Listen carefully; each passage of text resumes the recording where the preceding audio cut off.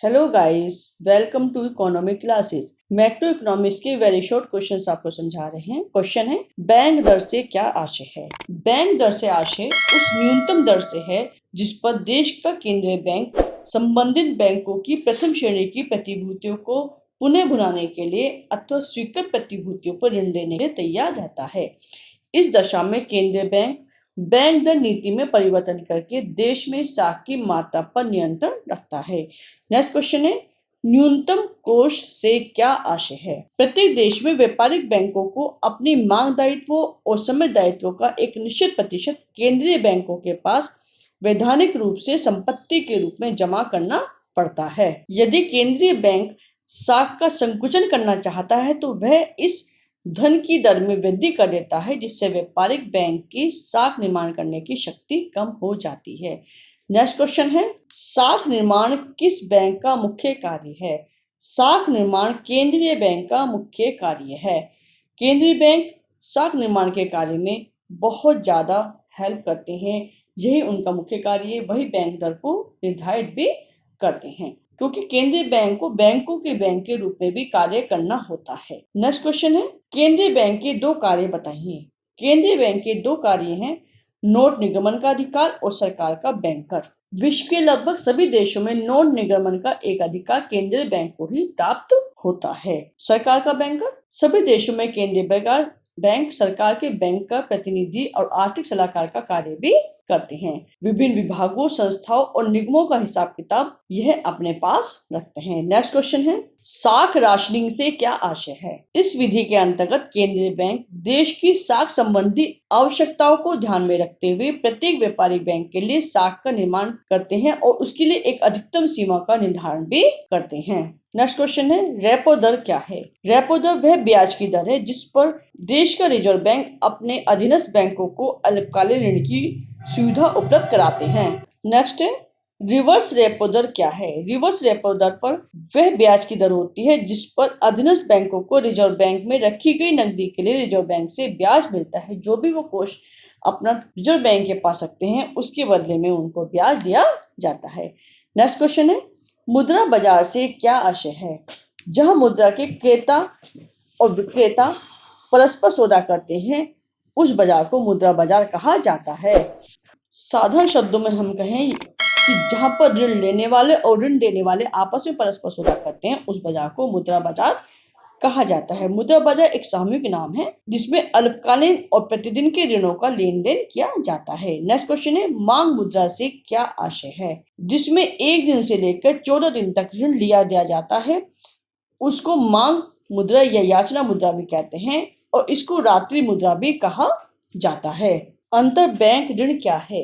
आकस्मिक वित्त की आवश्यकता के पड़ने पर एक बैंक कुछ समय के लिए किसी अन्य बैंक से ऋण को प्राप्त कर सकता है। इसे ही अंतर बैंक ऋण कहा जाता है। भारतीय मुद्रा बाजार में अंतर बैंक मांग का बहुत महत्वपूर्ण स्थान होता है।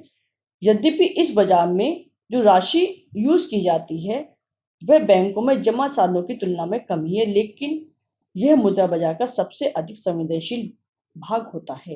नेक्स्ट क्वेश्चन है, पूंजी बाजार से क्या आशय है। पूंजी बाजार से आशय उस स्थान से होता है जहां पर मुद्रा के क्रेता और विक्रेता मुद्रा में मध्य एवं दीर्घकालीन पारस्परिक सौदा करते हैं। पूंजी बाजार में इस प्रकार दीर्घकालीन पूंजी की प्राप्ति के लिए व्यवसायिक इकाइयां जिस तत्व को अपनाती है उसको ही पूंजी बाजार कहते हैं। नेक्स्ट क्वेश्चन है, मुद्रा बाजार में मुद्रा के मूल्य का निर्धारण किस बिंदु पर होता है। मुद्रा बाजार में मुद्रा के मूल्य का निर्धारण उस बिंदु पर होता है जहां पर मुद्रा की मांग व पूर्ति संतुलित होती है। जिस प्रकार एक साधन बाजार में किसी भी वस्तु का मूल्य का निर्धारण उस वस्तु की मांग और पूर्ति की शक्तियों के द्वारा होता है, उसी प्रकार वस्तु की पूर्ति उसके मांग की मात्रा के बराबर होती है। उसी प्रकार मुद्रा बाजार में मुद्रा के मूल्य का निर्धारण भी वहां पर होता है जहां पर मुद्रा की मांग व पूर्ति संतुलित होती है। नेक्स्ट क्वेश्चन है, हस्तक्षेप मुद्रा से क्या आशय है।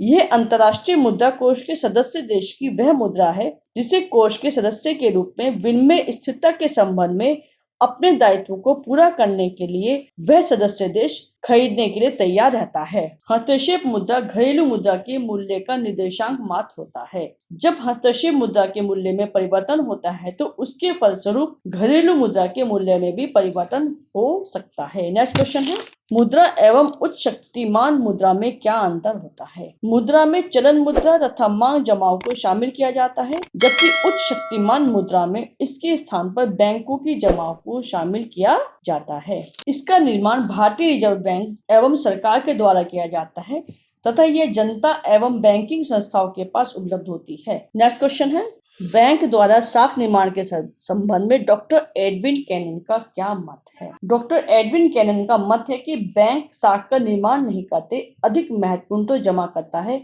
जिनकी रकम बैंकों के द्वारा ऋणों के रूप में दी जाती है। बैंक जमा राशि से अधिक ऋण नहीं दे सकता है, अतः जमाकर्ता एवं ऋणी ही जमा तथा साख का निर्माण करते हैं, न कि बैंक। नेक्स्ट क्वेश्चन है, मुद्रा गुणांक क्या है? मुद्रा गुणांक बैंकों के नगद कोष में वृद्धि होने पर मुद्रा की पूर्ति में वास्तविक वृद्धि को ही मापता है और बैंकिंग प्रणाली से चलन के प्रत्येक दिशाओं पर ध्यान देता है। अतः मुद्रा गुणांक को चलन मुद्रा के निकास का ध्यान रखते हुए नगद कोष में प्रत्येक की वृद्धि होने से मुद्रा की पूर्ति में वृद्धि के रूप में परिभाषित किया जा सकता है।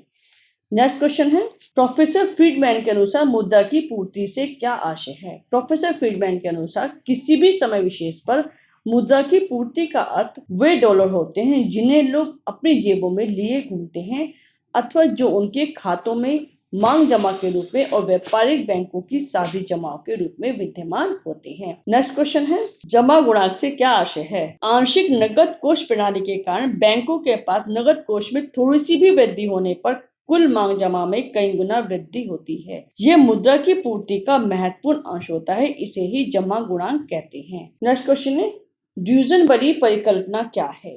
प्रोफेसर ड्यूजनबरी के द्वारा प्रदर्शित प्रदर्शनकारी प्रभाव इस मान्यता पर आधारित है कि व्यक्तिगत उपभोग के तरीके स्वतंत्र न होकर आपस में संबंधित होते हैं, क्योंकि एक व्यक्ति की उपभोग प्रवृत्ति केवल उसकी अपनी वास्तविक आय के निरपेक्ष स्तर पर ही निर्भर नहीं करती, बल्कि उन लोगों के सापेक्ष आय के स्तर पर भी निर्भर करती है जिनके संपर्क में यह आता है। यह प्रभाव उपभोग की प्रवृत्ति को बढ़ाने में सहायक हो जाता है।